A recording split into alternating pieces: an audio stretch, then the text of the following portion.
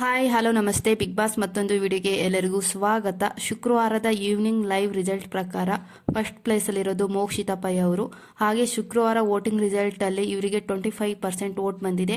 ಹಾಗೆ ಕೆಲವೊಬ್ಬರು ಕಮೆಂಟ್ ಮಾಡ್ತಿದ್ರು, ಸುಳ್ಳು ಹೇಳ್ತಿದ್ದೀರಾ, ಮೋಕ್ಷಿತಾ ಪೈ ಅವರಿಗೆ ಅಷ್ಟೊಂದು ವೋಟ್ ಬಂದಿರಲ್ಲ ಅಂತ. ಹೋಗಿ ನಿಮಗೆ ಡೌಟ್ ಇದ್ದರೆ ಸ್ಟಡಿ ಬೀಚ್ ಅಂತ ಒಂದು ವೆಬ್ಸೈಟ್ ಇದೆ, ಅದರಲ್ಲಿ ಹೋಗಿ ನೋಡಿ ಎಷ್ಟು ವೋಟ್ ಬಂದಿದೆ ಮೋಕ್ಷಿತಾ ಪೈ ಅವರಿಗೆ ಅಂತ. ನಾನೇನು ಸುಳ್ಳು ಹೇಳ್ತಿಲ್ಲ, ನನಗೆ ಅಪ್ಡೇಟ್ ಬಂದಿರೋ ಪ್ರಕಾರ ಹೈಯೆಸ್ಟ್ ವೋಟ್ ಬಂದಿರೋದೇ ಮೋಕ್ಷಿತಾ ಪೈ ಅವರಿಗೆ. ಅದರಿಂದ ನಾನು ಮೋಕ್ಷಿತಾ ಪೈ ಅವರು ಫಸ್ಟ್ ಪ್ಲೇಸ್ ಅಂತಲೇ ಹೇಳ್ತಿರೋದು. ಕೆಲವೊಬ್ರು ಮೋಕ್ಷಿತಾ ಪೈ ಅವರಿಗೆ ಅಷ್ಟೊಂದು ಫ್ಯಾನ್ಸ್ ಇಲ್ಲ ಹಂಗೆ ಹಿಂಗೆ ಅಂತ ಕಮೆಂಟ್ ಮಾಡ್ತಿದ್ರು.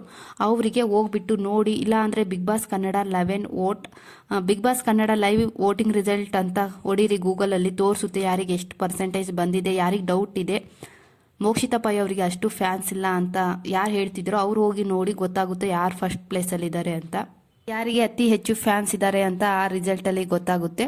ಹಾಗೆ ನಾನು ಅವತ್ತೇ ಹೇಳಿದ್ದೆ, ಈ ವಾರ ಹನುಮಂತ ಅವರು ನಾಮಿನೇಟ್ ಆಗಿಲ್ಲ, ಅದರಿಂದ ಫ್ಯಾನ್ಸ್ ಎಲ್ಲ ಧನರಾಜ್ ಅವರಿಗೆ ವೋಟ್ ಮಾಡ್ತಾರೆ ಅಂತ.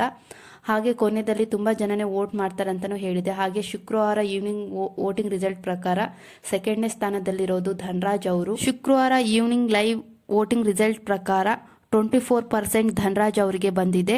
ಹಾಗೆ ಥರ್ಡ್ ಪ್ಲೇಸಲ್ಲಿರೋದು ತ್ರಿವಿಕ್ರಮ್ ಅವರು. ಹಾಗೆ ತ್ರಿವಿಕ್ರಮ್ ಅವರು ಸೆಕೆಂಡ್ನೇ ಪ್ಲೇಸಲ್ಲಿ ಇದ್ದರು, ಈಗ ಥರ್ಡ್ ಪ್ಲೇಸಲ್ಲಿದ್ದಾರೆ. ಶುಕ್ರವಾರ ವೋಟಿಂಗ್ ರಿಸಲ್ಟ್ ಪ್ರಕಾರ ಇವರಿಗೆ 20% ವೋಟ್ ಬಂದಿದೆ. ಅಂದರೆ ಹೇಳೋಕ್ಕಾಗಲ್ಲ, ತ್ರಿವಿಕ್ರಮ್ ಅವರು ನಾಳೆ ಬೆಳಿಗ್ಗೆ 10 ಗಂಟೆವರೆಗೂ ವೋಟಿಂಗ್ ಲೈನ್ ಓಪನ್ ಇರುತ್ತೆ.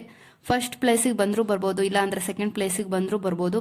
ಬಟ್ ಪ್ರೆಸೆಂಟ್ ಇವಾಗ 20% ವೋಟಲ್ಲಿ ಬಂದಿದ್ದಾರೆ, ಹಾಗಾಗಿ ಥರ್ಡ್ ಪ್ಲೇಸಿಗೆ ಬಂದಿದ್ದಾರೆ ಅಷ್ಟೇ. ಇನ್ನು ಭವ್ಯ ಗೌಡ ಅವರು 4th ಪ್ಲೇಸಲ್ಲಿದ್ದಾರೆ. ಹಾಗೆ ಶುಕ್ರವಾರ ವೋಟಿಂಗ್ ರಿಸಲ್ಟ್ ಪ್ರಕಾರ ಇವರಿಗೆ 15% ವೋಟ್ ಬಂದಿದೆ. ಹಾಗೆ ಕೊನೆಯಲ್ಲಿ ಚೈತ್ರಾ ಕುಂದಾಪುರ ಅವರು ಬಾಟಮಲ್ಲಿರೋದು, ಇವರಿಗೆ 14% ವೋಟ್ ಬಂದಿದೆ. ಬಾಟಮಲ್ಲಿರೋದು ತುಂಬ ಕಮ್ಮಿ ವೋಟ್ ಬಂದಿರೋದೇ ಚೈತ್ರಾ ಕುಂದಾಪುರ ಅವರು. ಈ ವಾರ ಇವರು ಎಲಿಮಿನೇಟ್ ಆಗ್ಬೋದು. ಹಾಗೆ ಇವರಿಗೆ 13ನೇ ತಾರೀಕು ಕೋರ್ಟ್ ಇರೋದ್ರಿಂದ ಇವರೇ ಕನ್ಫರ್ಮ್ ಆಗಿ ಎಲಿಮಿನೇಟ್ ಆಗ್ತಾರಂತ ನನ್ನ ಅನಿಸಿಕೆ.